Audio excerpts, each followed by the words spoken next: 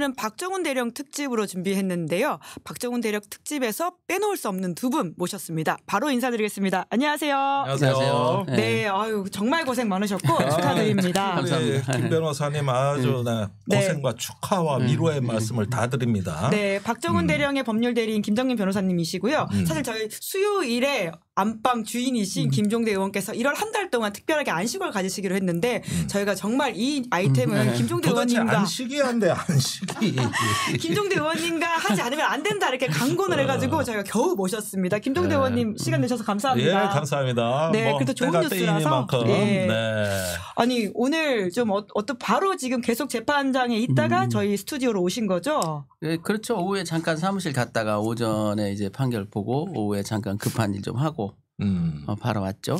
오늘 네. 판결이 10시 30분 조금 네, 넘어서 10시부터 이제 판결 이유를 설명을 했고 결과는 뭐 한 20분 정도 읽으니까 저희들은 알아듣겠더라고요. 이제. 감이 오셨군요. 네, 이제 뭐 그 이론적으로 이제 설시하는 이론이 확실히 무죄로 기운 것은 중반을 넘어갈 때고 저는 처음에 읽을 때 느낌이 왔어요. 왜냐하면 공소권 남용을 주장했는데 공소권 남용인지 의심스럽긴 하다 이런 표현을 하더라고요. 재판장이. 그러니까 군 검찰에 대해서 말이죠. 그러나 그 공소권 남용이라고 판단하지는 않는다. 그런데 유죄 판결하면서 굳이 그런 얘기를 할 이유는 없을 것 같아요. 그리고 특히 이제 공소권 남용이라고 의심되는 사유가 뭐가 있냐면 뭐 대통령의 그 경로에 대해서 전혀 조사가 안 돼 있고 심지어 그 이종섭 장관의 진술서조차 받아보질 않았다. 뭐 이런 여러 가지 저희들이 주장했던 그것들을 다 인용하면서 상당히 그 의심스럽긴 하다. 이럴 때 저는 뭐 잘 되겠구나 이렇게 느꼈죠. 근데 이제 결국 이첩 보류 명령이 없다고 판단한 부분이랄지 이첩 중단 명령은 있었으나 그것은 위법한 부당한 명령이었다. 국방부 장관은. 네. 해병대 사령관이죠. 해병대 사령관. 해병대 사령관. 네.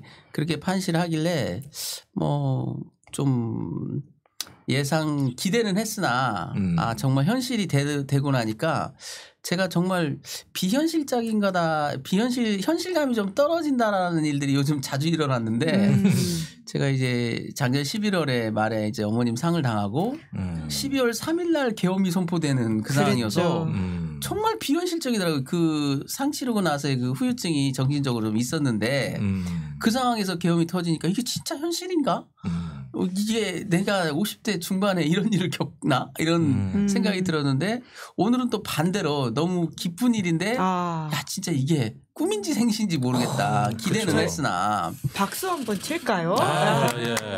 그러니까 저기 우리가 작년에 그 결심 공판을 다 하고 웬일인지 판결을 1월로 멀찍이 미뤘다. 이거 좀 불안하다는 방송을 이 자리에서 얘기를 했던 거야. 12월 말 정도로 예상했었는데. 그렇지. 그래가지고 이게 왜 이렇게 기냐. 저기 뭐 이거 또 간 보려고 하는 거 아니냐. 아니 결심을 하면 되지. 그랬는데 그 사이에 내란이 일어난 거예요. 그러면서 이 사건의 그 군 사법 체계에 외압을 가하는 당사자들이 사라져버린 거예요. 이게 또 운명의 그렇죠. 장난이에요. 그러니까 이게. 작년에 제가 이제 변호인단 회의 때 제가 서둘러야 된다. 물론 남아있는 증거 관계는 아직도 많았어요. 그런데 서둘러야 된다라고 얘기했던 게 뭐냐면 김용현 국방장관이 들어올 때 신원식 국방장관을 갑자기 바꾸고 김용현 장관으로 바꾸는데 합리적 이유가 없잖아요. 그랬죠. 그때 그래서 많은 분들은 저거 정말 계엄하려고 하는 거 아니야? 이런 오해를 많이 우려를 했어요. 근데 저는 그것보다는 혹시 재판부를 갈아치우려고 우리 사건의 재판부를 갈아치우려고 하는 거 아니야? 그 얘기도 여기서 했었어요. 그래서 빨리 서둘러서 그냥 증인 신청도 줄여버리고 그냥 종결하고 선고로 가자고 그랬는데 참 이게 정말 비현실적이라는 게 뭐냐면 변론 종결일과 판결 선고일 사이에 그 항명 수계로 모함했던 그 우두머리가 스스로 내란 수계로 승진하셨고요. 그리고 스스로. 파면까지 됐어요. 저기 전국민이 보는 앞에서. 서초까지. 그걸 어떤 소설가가 이렇게 쓰면 정말 욕먹을 거라니까요. 개연성이 없죠. 네, 너무 개연성이 없지 않냐. 해도 해도 너무하지 않냐라는 소리를 들을 정도로. 근데 그게 우리가 지금 현실로 목도하고 있는 거죠. 그러니까 야 이게 제가 이제 계엄 사태 때 수거 대상이 그때 많이 거론됐지 않습니까? 14명 뭐 나중엔 80명 그랬는데 주변에서 저보고도 빨리 피하라 그랬다니까요.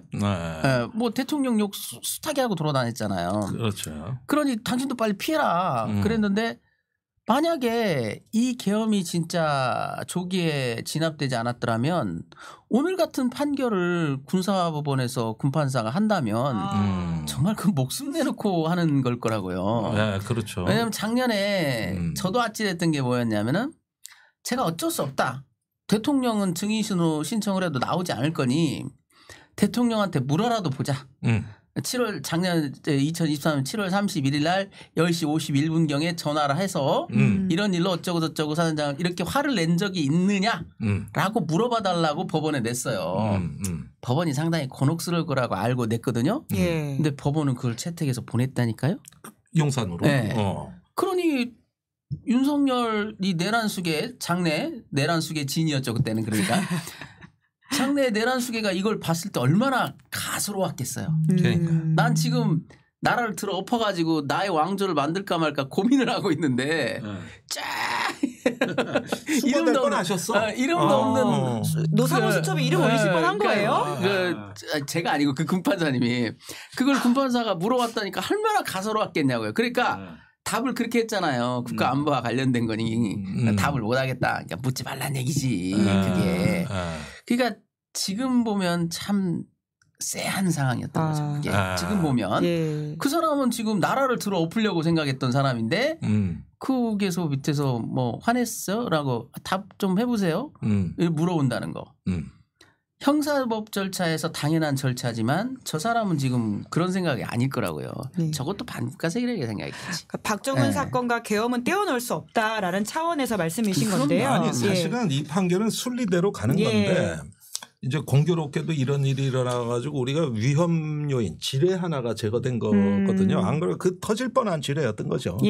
그리고 사실은 이거는 이 박정훈 대령 재판은 이 정권의 영린을 건드린 건 맞거든요. 그럼요. 사실은 본질을 보여줬던 사건을 아주 예고편이었잖아요. 그렇습니다. 이게 사실 단순한 뭐 박정훈 대령의 항명 사건이 아니라 나중에 이종호 파일로 또 파급이 돼가지고 3부 체크하고 3부 체크하고 우리 김종대 의원님이 열심히 폭로하시고 또 알리셨던 그 사건입니다.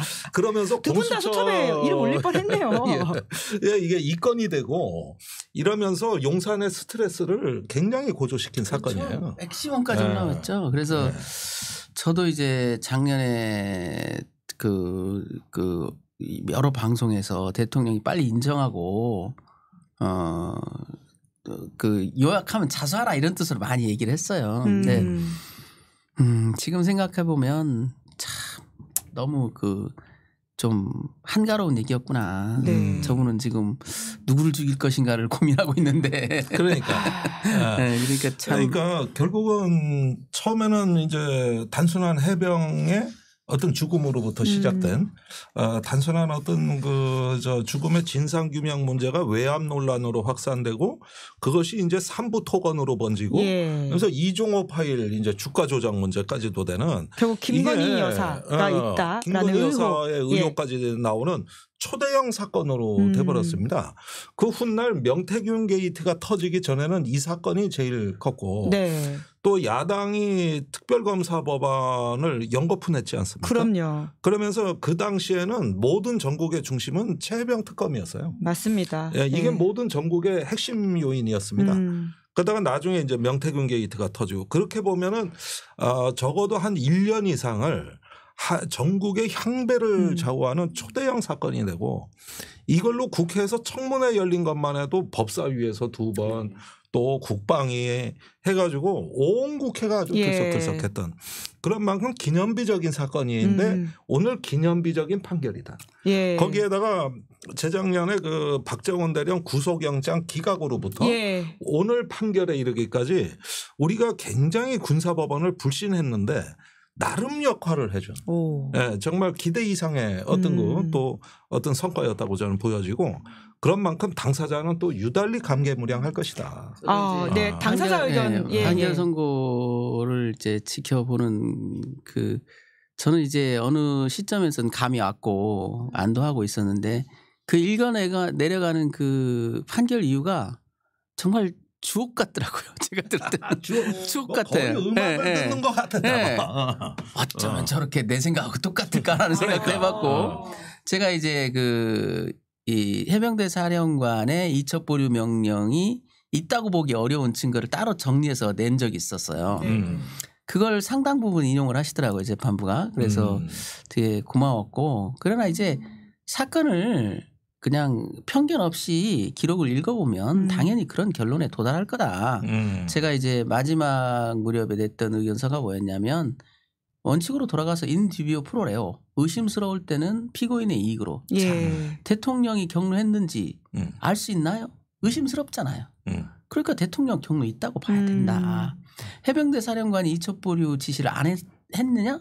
의심스럽거든요. 반증들이 많이 있으니까 그것도 역시 없다고 봐야 된다. 그러니까 피고인의 이익으로 그렇게 여러 가지 인디비오 프로레오 원칙을 적용해서 이렇게 사실 판단을 해보면 이렇다.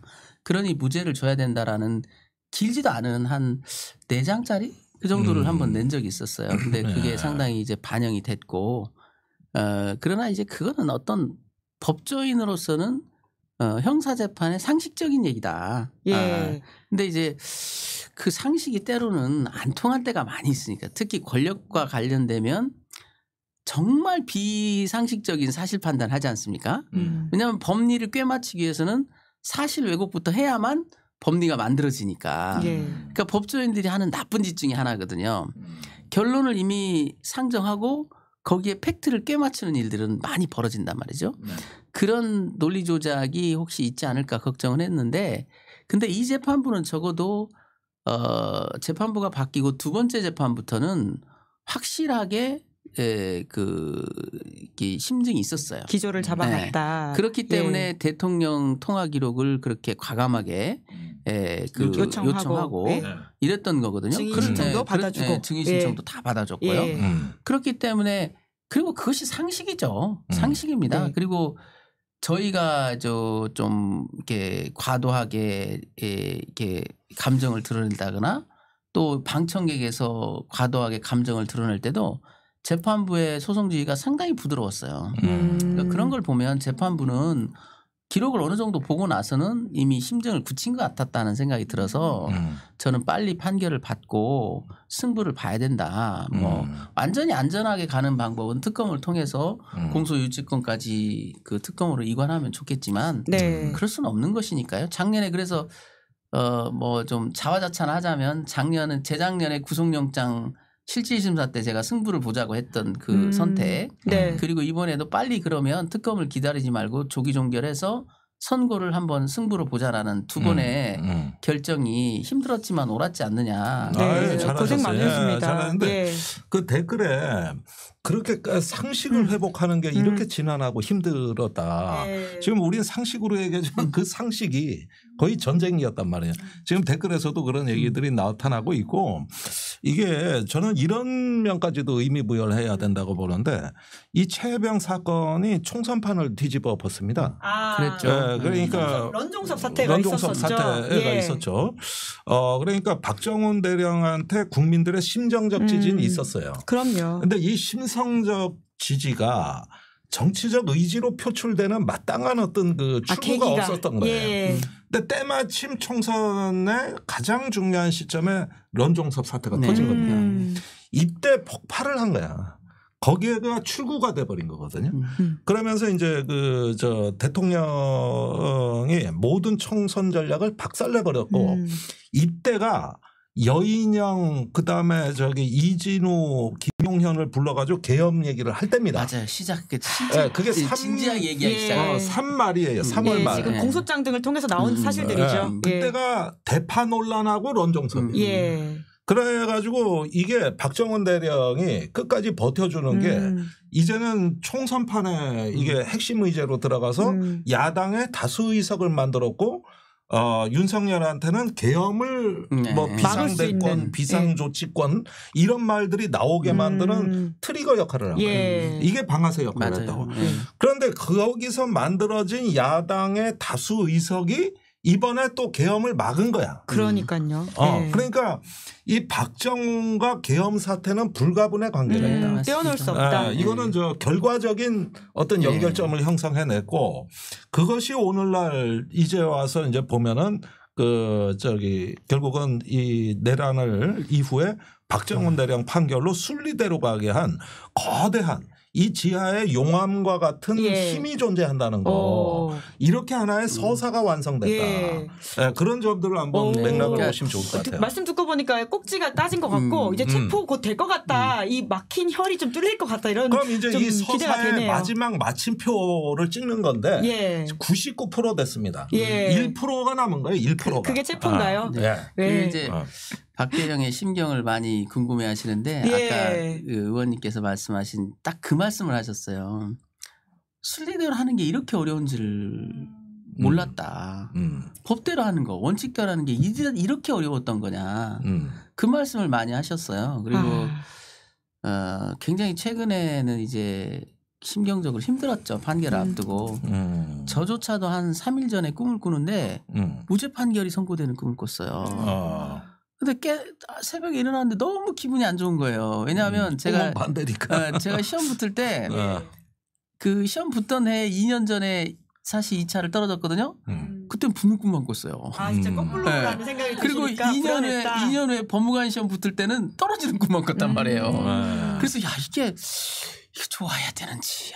그만큼 저조차도 엄청 신경이 스트레스를 받았던데 본인은 오죽했겠냐고요. 본인이야 오죽했겠습니까. 약도 드시고 그랬다고 하셨던 것 같은데 이제는 좀 괜찮아지셨으니까. 근데 그렇지 않아요. 제가 볼 때는 그렇지 않습니다. 왜냐하면 이게 사람에게 가해진 정신적 충격이라는 건요. 치유가 없어요.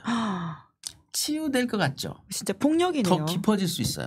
이번 일도 저만 해도 기쁜 마음이 앞서요. 근데 박정훈 대령은 그렇지 않을 거예요. 기쁜 마음보다 착잡하죠. 억울한 마음, 분한 마음, 괴로움 그리고 또 허탈감 그런 게 밀려오거든요. 그래서 하나의 그 거대한 이 국가 폭력이라는 것은 결국 치유가 안 되는 후유증을 남겨요.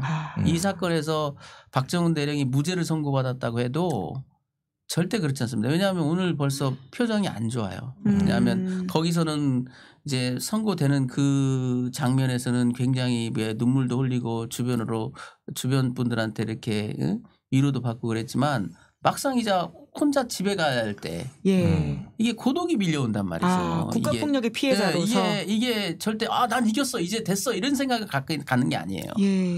거기서 살아남았다는 게 또 얼마나 서글픈 일이에요. 아니 내가 무슨 위험에 처해야 될 하등의 이유도 없는데 그냥 잡혀 들어가 가지고 하마터면 죽을 뻔하다가 지금 겨우 살아난 거거든요. 그렇죠. 완전히 벗어났는지도 아직 몰라요. 그래서 그것은 당사자 입장에서는 결코 그렇게 지금 심경적으로 그렇게 안정적인 상태가 아닐 거라고 생각합니다. 아니 그런데 그 부분도 저도 참 여러 가지로 안타깝게 생각하는 겁니다만은 이거는 적과 싸운 게 아니라 어떻게 보면 해병대에 전쟁이 나면 같이 목숨을 바쳐 싸워야 되는 조직과 싸운 거예요. 이게 이제 오랫동안 조직에 속해 있는 사람의 남다른 고통인 건데 끊임없이 자기 조직의 치부를 말해야 되는 운명에 처한 거 아닙니까? 그리고 본인한테 뒤집어 씌워진 혐의는 항명이라고요. 그러니까 이런 면에서는 설령 결백함이 입증됐다 손치더라도 어떻게 보면은 자기가 책임져야 될 부하들 또 자기가 한때 존경했던 상관들 누군가하고의 이게 진실 공방이 돼 버렸다는 것이 이게 이겨도 기쁘지가 않지. 큰 상처인 그렇죠. 그런 면에서는 오히려 이제 군인이 항상 그 어떤 경쟁하고 적을 마주하고 이런 데서 어떤 보였던 게 아니라 등 뒤에 있는 조직과 싸웠다는 거는 평생을 그 조직에 몸을 담은 사람 입장에서는 마음이 편치가 않겠죠. 김종대 의원님이 어떤 말로도 위로가 안 되는 거예요. 국가폭력 피해자를 또 많이 보셨잖아요. 네. 그러면 좀 박정훈 대령한테 한 말씀을 좀 사실 이 방송 많이 보신다고 이야기하셨었는데 그때도 저기 말씀 보내주신 게 우리가 법사위 청문회 출석하기 전날 방송했거든. 그때 영상 편지를 한번 띄워드린 적도 있고 그러는데. 오늘도 한번. 근데 이 부분은 그렇습니다. 이제는 마음의 그 불편한 걸 이제는 다 내려놓고 씻는 것도 강자의 품격이다. 이 점을 꼭 말씀드리고 싶은데 이제 해병대 정신이란 게 있는 거고 군인의 본분과 품격이란 게 있는 거거든요. 근데 이미 이제 국민들의 집단적인 의지에 따라서 본인은 헌신하고 봉사해오고 희생을 감수하신 거기 때문에 그 외에 여러 가지 어떤 인간적인 문제들이라든가 감정적인 편린들 같은 경우는 이제는 내려놓고 또 그거를 조금 더 발전적으로 승화시키기 위한 제2의 인생이 시작되셔야 된다. 그렇게 해서 본인이 또 그게 생존하고 남을 기쁘게 해주는 이제 이런 어떤 역할은 남아있는 거거든요. 네. 그런 면에서는 일단 잘 극복하실 거라고 저는 믿고 지금까지 너무 잘해 오셨지 않느냐. 그대로만 하시면 된다고 봅니다. 개인 박정훈에 대해서는 그동안 제가 많은 얘기를 안 했는데요. 사실 잘은 모르죠. 저게 제가 이제 뭐 이 사건 때문에 만난 분이니까. 근데 이제 좀 특징적인 게 뭐냐면 제가 박정훈 대령을 이렇게 만나면서 쭉 이렇게 평가가 이게 어떤 평가를 제가 했냐면 처음엔 굉장히 착한 사람으로 느껴졌어요. 이분이 참 좋은 사람, 참 착한 사람이다라고 생각이 들었는데 겪으면 겪을수록 굉장히 강한 사람이구나. 착하기만 한 게 아니라 그 내부가 굉장히 단단한 사람이다라는 걸 제가 느꼈거든요. 굉장히 강합니다. 그래서 이제 본인이 또 이 문제를 어떻게 받아들이고 해결해서 또 나름대로 인생을 또 어떻게 살지는 또 우리가 지켜봐야 되겠지만 정말 저는 개인적으로는 이분을 만났다는 자체가 저한테 인생에서 큰 어떤 저에게 복이었다. 제가 이제 개인적인 얘기를 말씀드리냐면 어머님 돌아가셨는데 이제 박 대령이 저희 이제 오셨어요. 빈소에. 네, 빈소에 왔는데 저도 이제 어려서 시골 동네에서 좀 공부 좀 잘하고 잘난 척하면서 살았기 때문에 초등학교 친구들이나 친척들 중에는 그거에 그렇게 곱게 보이지 않았던 사람도 많이 있었던 거겠죠. 근데 이 일에 제가 박 대령님을 돕고 있다라는 그거를 알게 되니까 사람들이 저에 대해서도 굉장히 좋은 감정들을 많이 나타내 주시더라고요. 좋은 일 한다, 고생한다, 응원한다. 그래서 제가 정말 큰 이분한테 은혜를 입었구나. 내가 아무리 그렇게 좀 냉정한 나에 대해서 판단하고 있는 분들한테 아무리 설명해도 이게 시켜지지 않는데 이분 때문에 해결할 수 없는 문제를 그러니까 내가 해결했구나. 잘 만나야 된다니까. 네, 그래서 아무나 하면 안 돼. 정말 그때 너무 고맙게 생각해가지고 서로가 서로에게 그러시겠죠. 그래서 제가 박 대령님이 보낸 화환을 그 조화를 제일 앞에 갖다 놨어요. 어머니 가장 보시기 좋은 곳에 놔두셨다. 그래서 참 인연이다. 네. 저희 댓글창에도 지금 굉장히 감사와 응원의 이야기가 쏟아지고 있는데요. 임금님기의 캔디님은 정말 의미 있는 메시지 보내주셨네요. 쓰러지지 않고 버텨주신 박정훈 대령님, 김정민 변호사님, 이하 변호인단 여러분, 임태원 소장님, 이하 군인권센터 관계자 여러분, 그리고 우리 민주시민 여러분, 우리 모두의 승리입니다. 오늘 하루는 마음껏 기뻐합시다. 이렇게 이야기해 주셨는데요. 정말 감사드리고요. 그러니까 또 박정훈 대령이 보여준 품격과 그리고 어떤 가치라고 하는 것은 계엄에서 부당한 지시를 따랐던 군 지휘부와 너무 대비되기 때문에 시민들이 위로를 받게 되는 것도 있는 것 같아요. 그분의 사필 기정이라고 하는 것이 우리 군의 마지막 자존심. 이 박정훈 대령이 없었으면은 그나마 군에 대한 그러니까요. 국민들의 어떤 마지막 호감조차 없어질 뻔했어요. 그러니까요. 이번에 계엄 사태에서 이제 군의 지휘관들이 처한 딜레마는 항명을 하느냐 아니면 내란의 주범이 되느냐. 그러니까 따르지 않으면 항명이라고 김용현 장관이 협박하고 있고. 그렇다고 해서 이건 부당합니다. 이렇게 그러면 항명이라 그러는 거고 따르면은 역사의 죄를 짓는 거거든요. 무도한 권력자 하나가 군인들을 이런 딜레마 속으로 넣는데 문제는 항명하는 군인이 없었다는 거예요. 그러니까요. 그런데 박정훈 대령은 항명죄로 중죄를 처벌받게 지금 재판에 제도되어 있는 거예요. 그러면 이럴 때 군인의 본분이 뭐냐는 거예요. 이게 두고두고 우리 군대 앞으로 숙제가 돼버렸습니다. 사실은 어떻게 보면 군대는 진급과 보직 그걸 통해 가지고 사관학교 인관아예 할 때부터 목표가 장군이에요.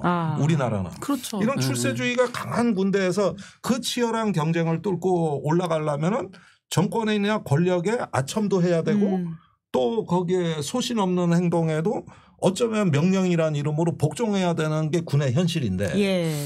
그런데 이게 내란 쿠데타 거기에다가 법에 없는 사건에서 누굴 빼줘 말어. 예. 이렇게 되면은 자기가 조금만 협조해줘서 얼굴 뜰 수 있는 밝은 미래 그 보상을 포기해야 돼요.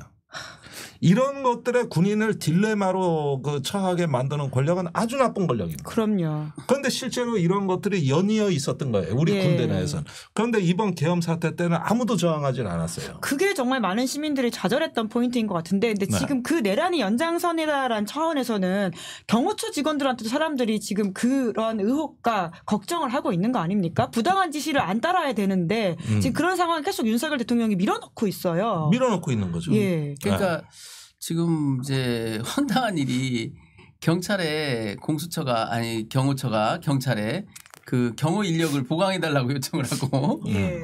황당하잖아요, 그게. 그러니까 이게 제가 그 적절한 표현인지 모르지만 폭포에서 물이 떨어져도 튀어오르는 물도 있습니다.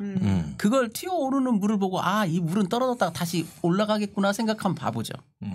큰 줄기를 봐야 된다는 얘기예요. 지금 미시적으로는 다 명령의 모습을 갖추고 있고 다 그런 거죠. 명령의 모습. 그러니까 김용현 국방장관이 들리는 말에 의하면 그렇다는 거예요. 합참 지하벙커에 전군 지휘관 회의를 하면서 화상회의를 하면서 이제부터 전군 국방장관이 지휘한다. 내 말을 따르지 않으면 그 항명제로 다스리리. 뭐 어디 사극에서 많이 본 모습 아니에요? 그 정말 웃기는 거예요. 왜냐하면 계엄 터졌다고 전군을 국방부 장관이 지휘할 이유가 뭐예요? 계엄 터졌을 때는 전군을 국방부 장관이 지휘하고 그렇지 않을 때는 아니다라는 게 어디 나와요? 법에 없어요. 자기가 그렇게 생각하는 겁니다. 망상이죠, 일종의. 전혀 그렇지 않아요. 그만큼 이럴 때는 그 분명한 건 뭐냐면 저는 그렇게 생각하는데 혼란에 빠지고 주저하면 나중에 어떠냐면은 후회가 막급인 거예요. 그냥 차라리 이럴 때는 자기가 결심해서 끝장을 봐야 돼요. 그래야 결과가 안 좋더라도 후회가 적어요. 원칙대로 원칙대로 그냥 내가 명령 따르지 마라. 그냥 아니죠. 부당한 명령이든 그렇지 않은 명령이든 어떤 명령을 따르기로 했다면 끝까지 가는 수밖에 없다. 이게 주저하게 되면 나중에 후회를 남기는데 이번에 이제 그 3개 사령관들 행동들을 이렇게 가만 보면 서글픈 점이 그거예요. 뭐냐면 그래도 한 국가의 특전사령관이요, 수방사령관이요, 방첩사령관이라는 사람들이 뭘 실패한 다음에 국회에 도란도란 앉아가지고 이러고 있잖아요. 이런 모습 국민들이 보면 뭐라 하겠습니까? 그리고 그 사람들이 눈물 흘리는 이유는요. 저는 그렇게 봐요. 내가 국민들을 짓밟으려고 해서 이게 정말 큰 죄를 지었구나. 이렇게 생각한 사람들이었다면 처음부터 그런 짓 하지도 않아요. 이건 불현듯 드는 생각이 내란죄로 엮이면 몇 년이 나오나? 이게 팍 인식하기 시작한 거예요. 무서운 거예요. 그다음부터는. 그러니까 그런 비굴한 모습을 보이는 겁니다. 그런 비굴한 모습을 보이봐야 처음부터 강하게 대통령님 그건 안 됩니다라고 말을 하고 경우에 따라서는 이런 경우에는요. 둘 중에 하나에 따르지 않을 거면은 쳐들어가야 된다고. 그 국회문 푸시라고 그랬잖아. 총 쏘고 푸시라고 그랬잖아. 그러면 제가 어떻게 해요라고 있을 게 아니야. 그게 아니라고 생각하면 총뿌리를 어디다 둬야 되겠어요. 그 명령을 내린 자에게 쳐들어가야 되는 거예요. 당신이 틀렸다라고 이야기해야 된다는 말씀이신데. 사실 이런 얘기 들으면은 이 군대 생활 하신 분들 입장에서는 그게 쉽겠냐. 대부분 반응은 그렇죠. 이렇게 나와요. 그런데 실제로 87년 6월에 우리가 계엄 사태 없이 평화적으로 명예혁명을 이뤘지 않습니까? 그때 특전사령관이 육사시복이 민병돈 장군이에요. 이분한테는 육군본부의 작전명령이 내려왔어요. 곧 계엄이 선포될 거니까 병력을 대기시켜라. 그런데 이때 707 대대장을 불렀다는 거 아니에요. 만약에 계엄이 선포되면 나는 저 청와대로 쳐들어갈 테니까 네가 경호처를 제압해라. 전두환을 생포해버리겠다. 예. 이래놓고 저기 청와대에다가 육군 통해가지고 이 명령은 따를 수 없으니 취소해 주십시오. 이렇게 하고 버텨버린 거야. 예. 그 당시에 계엄 직전까지 갔었어. 계엄 직전까지. 맞아요. 우리가 좀 위기를 많이 거쳐서 여기까지 왔네요. 그게 87년에 예. 우리가 시민들이 넥타이 부대가 나오고 해서 뭐가 이게 순리대로 된 것처럼 얘기하지만 얼마든지 계엄 사태로 갈 수 있었고 전두환은 하고 싶어 했어요. 근데 누군가의 노력으로 막은 거야. 그런 사람들이 쌓이고 쌓여 막았던 것이죠. 그러니까 오늘날 우리가 이래 볼 때 군인이라면 뭐 명령이라면 어쩔 수 없는 거 아니야. 그런데 그 어쩔 수 없을 때 어쩔 수 없지 않게 만든 사람들이 오늘날 대한민국을 그래도 저기 미얀마 같은 나라, 베네수엘라 같은 나라가 될 뻔한 걸 막은 거예요. 예. 네. 그 사례의 추가가 오늘 박정훈 대령의 1심 무죄가 아닐까라는 생각이 듭니다. 그러니까 저 항명 사태라 그러는데 뭐 항명도 아니지만 저는 아름다운 외압이죠. 항명이라고 봅니다. 어떻게 보면 국가의 법을 지키기 위한 아름다운 항명일 수도 있는 거예요. 그것이 어쩌면 국가에 있어 가지고는 오히려 명령을 따르는 거고 또 그걸 통해서 나라를 구할 수 있는 이게 무력을 가진 집단은 이랬을 때 결심할 수 있느냐 없느냐 이 하나가 국가의 운명을 바꿔요. 그러니까 참 안타까운 게 우리가 5.18 때 특전사들이 광주를 휩쓸면서 사람을 그렇게 죽였지 않습니까? 이번에도 또 특전사들이 또 나타나잖아요. 뭐 무슨 그러니까. 공수 무슨 공수 뭐 7공수 뭐 11공수 뭐 7공수는 안 왔고 9공수, 그러니까 1공수 이렇게 왔고 아니, 707 왔고. 이게 뭐 하는 짓입니까 이게. 그때 다 봤잖아요. 그래서는 안 된다는 건 다 봤는데 또 날라와 그러니까 헬기 타고 날라와 가지고 뭘 깨고 들어가고 물론 그분들 개인을 심하게 비난하는 게 맞느냐 어떠냐 모르겠지만 도대체 뭐가 바뀌었는지 모르겠다. 국민들이 볼 때는 여전히 저는 그거 보면서 이거 있잖아요. 야간 투시경. 바뀐 거 그거밖에 없어요. 옛날에 특전사가 몸 공수가 올 때는 그거 없었는데 이번에 그거 왔어. 이거 다 우리 세금이에요. 그렇죠. 중무장이 그거 3천만 원짜리예요. 우리가 겨우 막아서 계엄이 해제되고 그리고 탄핵까지도 왔는데 지금 체포가 되지 않으면서 이 상황이 장기화되는 거에 대한 두려움들, 그 걱정, 스트레스가 점점 더 커지고 있는 상황인데요. 그렇습니다. 네. 그런데 저는 그래도 우리 군을 믿는 건 뭐냐 하면은 그 박근혜 때도 계엄을 검토해다 못했지 않습니까? 그리고 이번엔 했는데 상부의 시스템은 다 구축이 돼 있었어요. 계엄에 실패할 수가 없었습니다. 그때도. 예. 그리고 이번에도 우리가 많은 위기를 넘어왔네요. 특히 이번에는 상부의 시스템은 거의 완벽했다. 3월부터 모의를 했으니까. 근데 하부에서부터 움직이지가 않은 거예요. 이게 그냥 문 부수고 들어가 그러면 다 되는 걸로 알고 있더라고. 그러나 현장에 있는 전투원들은 이거는 평소에 훈련한 것도 아니고 부당한 지시라고 거기에다가 생각했던. 이 총뿌리를 저 사람들한테 겨누라고 당연히 전투력이 확 떨어져요. 그렇죠. 확 떨어지는 겁니다. 일선에서. 그러면서 이번에 문제는 오히려 하부로부터 상부로 올라왔어요. 이렇게 되니까 이제 이 권력의 환타지가 있는 사람들은 그 망상이 깨지죠. 그게 이제 아주 상징적인 모습이 뭐였냐면 5.18 비상계엄 확대되고 나서 어떤 일이 있었냐면 계엄 해제하겠다고 야당 의원들이 국회로 갔잖아요.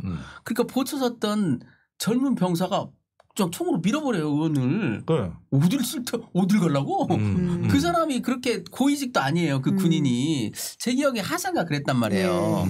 근데 지금 젊은 군인들은 눈을 안 마주쳐라. 안 마주쳐. 저기 엄마뻘 되는 아주머니들이 뭐라 그러냐면 아무것도 하지 마. 아무것도 하지 마. 그런단 말이에요. 그러니까. 아니 그리고 그게 우리의 성취죠. 안기령 대변인이 총 잡았잖아요. 그 총 저격용 총이야. 그런데도 그 군인이 어떻게 하지 않는 것은. 네. 그러니까 사실은 군대 갔다 온 사람은 그렇게 못 잡아요. 그렇죠. 그런데 맹렬하게 달려가서 잡아버리니까 그 기세에 눌리잖아. 상식적인 우리의 군인들. 그냥 밀려버리잖아. 그러니까 이번에는 상부 구조는 다 짜놨어요. 계엄사도 성공했으면 그날 12월 4일 날 오전 중에는 구성이 다 끝나는 겁니다. 그러는데 이게 하부로부터 문제가 생기는 거예요. 하부로부터. 제가 이번 사태를 좀 현 시각으로 좀 분석을 해보면 일단 법적으로는 90% 끝난 사건입니다. 99%. 왜 그러냐면 내란 졸개들이 다 군사법원과 일반법원에 구속 기소됐어요. 예. 그걸로 끝난 거예요. 그럼 내란 수개만 아직 그 체포되지 않았을 뿐 그럼 그 사람이 그러면 기소되지 않을 재간이 있나요? 그건 끝난 거예요. 그리고 내란죄로 기소되는 마당에 탄핵이 안 돼요? 그것도 끝난 얘기입니다. 법적으로.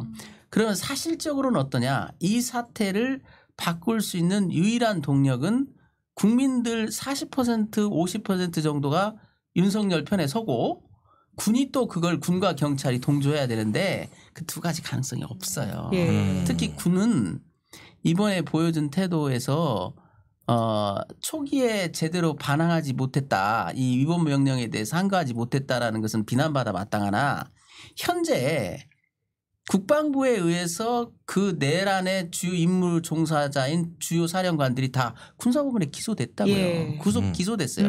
그걸로 국방부의 입장은 공식적인 입장이 드러난 거예요. 여기서 그러면 어떤 망상적 군인들이 다 저걸 엎어서 다시 그 군대를 또 동원해 가지고 용산을 보호하고 시민들을 압박해서 해산하고 그 구속 기소된 자들을 다 무죄 방면한다고요? 그게 되겠습니까? 안 되는 얘기예요. 그래서 너무 걱정은 하지 않으셔도 되겠다. 제가 생각할 때는 이미 안정권에 들었고 다만 이제 체포까지 한다면 좀 진짜 완전히 그냥 뿌리를 뽑아버릴 수 있는 것 같은 그런 생각이 들지만 준동할 수 있는 것은 아닌 것 같다라는 생각은 들어요. 그냥 그게 이제 이건 꺼진 불도 다시 봐야 되는 요인이 있습니다. 그러니까 우리와는 전혀 다른 세계에서 사는 인물들. 이번에 노상원 같은 경우 보면 동기생하고도 완전히 그 인간관계가 단절된 외로운 늑대였습니다.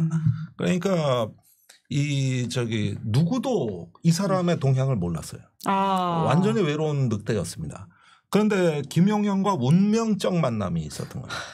이러면서 이제 파괴적 만남.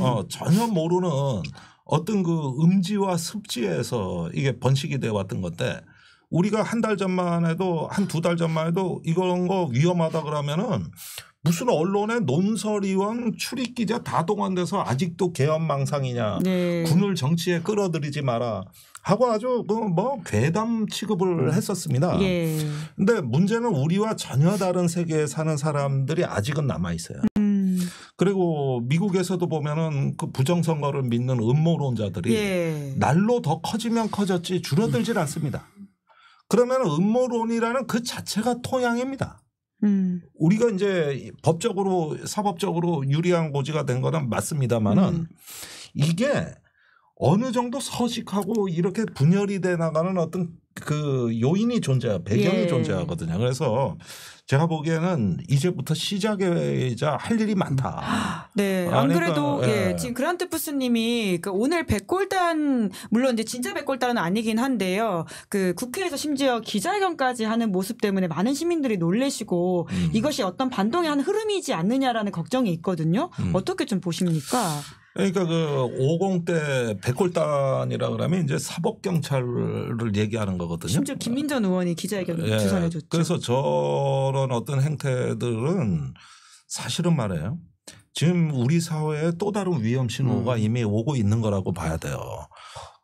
분명히 제가 이 태극기 부대 탄핵 그거 반대하는 집회를 극우 집단들 예, 매일 유심히 보면 이제 외신에도 서서히 빈도가 높아지고 예. 있거든요. 그리고 이게 지금 미국 언론이 이걸 유심히 보도하는 이유가 있어요. 미국에서 트럼프가 선거 음모론을 16 사태가 있었죠. 예, 의사당 2021년 1월 6일 예, 사태. 폭동이었습니다. 예. 그런데 이번에 만약에 트럼프가 당선 안 됐더라면 그 사람들은 무장 폭동을 일으킬 세력이었습니다. 총이 있잖아요. 예. 거기에다가 그때 1월 6일 사태가 터졌을 때 의회에 1월 6일 위원회가 이제 조사위원회가 구성이 됐고 그때 미국의 연방검찰에서는 트럼프를 내란죄 수사하겠다 그랬어요. 예. 이건 내란이다. 그래가지고 연방검사들이 트럼프를 조사하겠다 그랬거든요. 근데 이게 공화당의 반대로 흐지부지된 거예요. 그다음에 공화당이 괴물이 되기 시작한 거. 처음에는 트럼프였어.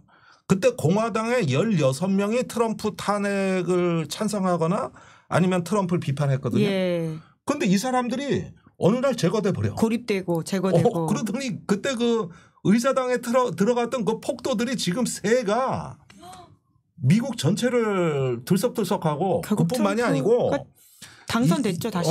이번에 만일에 저기 트럼프 당선이 안 됐다면은 저 어디 중부의 그 일부 주에서는 무장 폭동이 일어났습니다.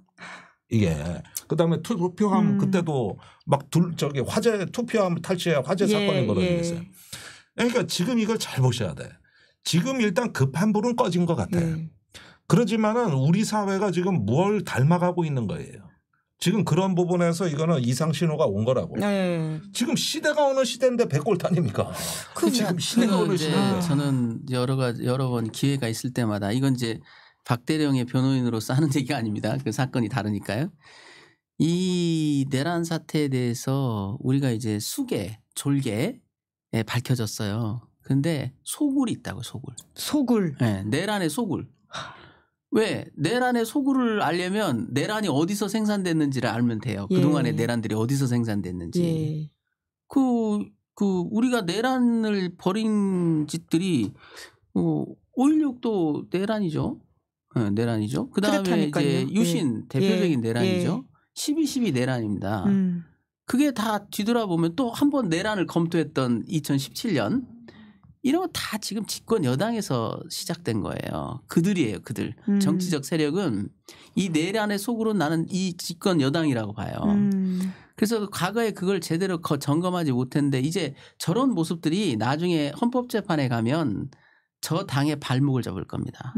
저런 백골단들을 창설하지 않나 그 영장을 발부한 판사의 얼굴을 띄우고 그 뭔가 이 린치를 사주하는 듯한 이런 그런 행동들 이런 행동들이 자기들도 지금 잘 못 느끼는 것 같지만 그 거시적 관점에서는 저게 반민주적 기본 질서에 반하는 행동으로 차곡차곡 쌓여가는 거예요. 네. 저걸 잘 보면 그래서 법적 관점에서 보면 윤석열 내란 수계가 12월 3일 날 이런 얘기를 했습니다. 그 종북 반국가 세력 일거의 척결 이런 표현을 했거든요. 근데 그것은 왜곡된 20%의 시각이고요. 대부분의 국민 80%의 시각은 저는 그렇게 봐요. 반민주 세력이 아직도 있는 거예요. 그리고 그것을 척결해야 될 우리가 역사적 사명이 있는 건데요. 근데 또 안타까운 건 뭐냐면 민주국가에서 도대체 척결할 방법은 없어요. 척결이라는 건 짧은 시간 내에 물리력을 통해서 해결한다는 얘기거든요. 민주국가는 그것을 허용하진 않죠. 법치국가는. 그러면 뭐가 있느냐. 그게 바로 위헌정당 훼손제도라는 거예요. 헌법재판을 통해서 정부가 청구하고 헌법재판소가 엄정한 증거법칙에 따라서 판단해서 할 수 있는 게 위헌정당 해산제도입니다. 지금 그 제도만이 이 반란 세력, 내란 세력의 그 소굴을 태울 수 있는 소굴을 불살라버려야 돼요. 이거는 적당히 청소해서는 안 됩니다. 이 소굴은 이제 드러났잖아요. 이제 충분히 드러났다고요. 이거는 태워버려야 되는 거예요. 그래서 그걸 가차없이 해야 된다. 왜냐하면 또 정치 지형이 바뀌면 또 그들의 정치적 이익 때문에 또 갈등하고 주저하게 되거든요. 그러나 저는 그래요. 뭐 민주당이 집권을 하는지 이재명 씨가 대통령이 되는지 별 관심이 없는 사람이에요. 저는 개인적으로. 중요한 건 내란 사태에 대해서 국민 입장에서 안정적으로 이것을 진압할 필요가 있다.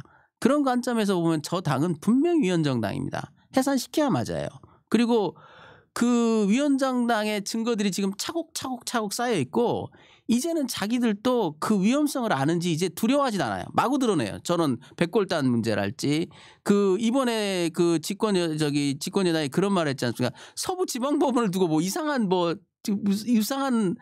그것들이 모여 있다 이런 표현하잖아요. 이런 표현들이 다 민주적 기본 질서에 반하는 행동을 하는 거거든요. 헌재를 공격하기도 하고 헌재를 공격하려고 하고 이런 것들은 차곡차곡 민주국가에서 절대로 용인해서는 안 되고 반드시 징벌해야 됩니다. 지금 전광훈 목사님인지 뭔지는 모르겠지만 그분 분명히 내란을 선동하고 있다고요.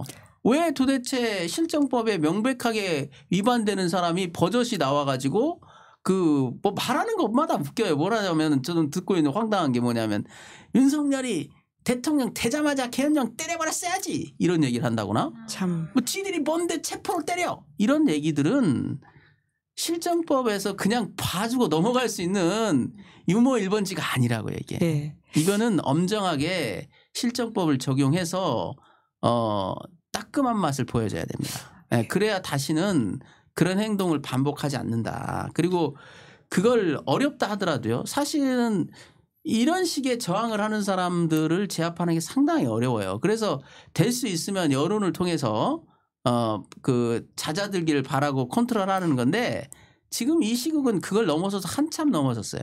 그래서 제가 여러 차례 최상목 대행한테 요구하는 게 그겁니다. 대통령 대행도 대통령이에요. 정부를 대표하는 대통령입니다. 그 대통령으로서 맑은 눈으로 한번 보세요. 이 오늘 군사법원에서 판결을 선고한 그 판사님들처럼 맑은 눈으로 이 세상을 한번 보라고요. 그러면 누가 민주적 기본 질서를 위반하는지가 보입니다. 그러면 대통령인 사람은 그 정당에 대해서 법무부 검토를 통해서 위헌정당 해산 절차를 밟는 게 국법상의 의무예요. 네. 큰 불은 껐지만 작은 불이 다시 커질 수 있다라고 하는 위기의식에서 두 분이 말씀을 해 주신 것 같은데요. 김종대 의원님도 마무리 말씀 좀 해 주시겠어요? 글쎄 이제 제가 요 며칠 외신을 봤는데 참 인상적인 보도들을 보고 있어요. 외신이 한국에서 2개 시위대를 보는 거예요. 하나는 응원봉으로 넘실대면서 예. 어떤 계엄을 해제시키는 시민들의 축제와 같은 이 어떤 그 대단한 힘을 보고 감탄을 하다가 같은 언론이 이제는 저기 마가 모자를 쓰고 나온 빨간 모자에다가 슬로건이 같아요. Stop the Steal. 이게 저 부정선거 뭐 의혹 제기하던 미국의 음모론자들 구호란 말입니다. 그렇죠. 근데 완전히 똑같아졌다는 거예요. 이게 CNN이 보기에는 또 다른 충격이에요. 이게 한국의 2개의 모습인 겁니다. 그런데 이 사태는 지금 우리가 본 적이 없는 저 일종의 내전적인 상황입니다. 그리고 외신도 물론 응원봉을 더 지지하지만 CNN 같은 언론이 뭐 저 극우를 지지할 리는 없죠. 그러나 마가를 닮아가면서 이제 12대 구호가 트럼프 대통령을 보고 우리를 구해 주세요 하는 쪽으로 이 슬로건이 진화하고 있단 말입니다. 그러면서 트럼프가 집권하면은 조금 뭔가 출구가 뚫리지 않을까 이런 기대로 또 뭉치고 있다는 거예요. 그래서 내가 이런 걸 보면은 이 내전 상황을 끝내려면 앞으로 갈 길이 멀구나. 우리가 지금 이런 것들을 저기 단순한 어떤 윤석열 체포로 끝나는 게 아니라 윤석열은 끝장낼 수 있지만 윤석열 현상은 끝나지가 않은 것 같아요. 이거를 어떻게 다음에 극복해 나가느냐 하는데 이 대한민국의 정말 지성들이 너무 안일하다는 거예요. 예. 이렇게 있을 때가 아닙니다. 지금 이게.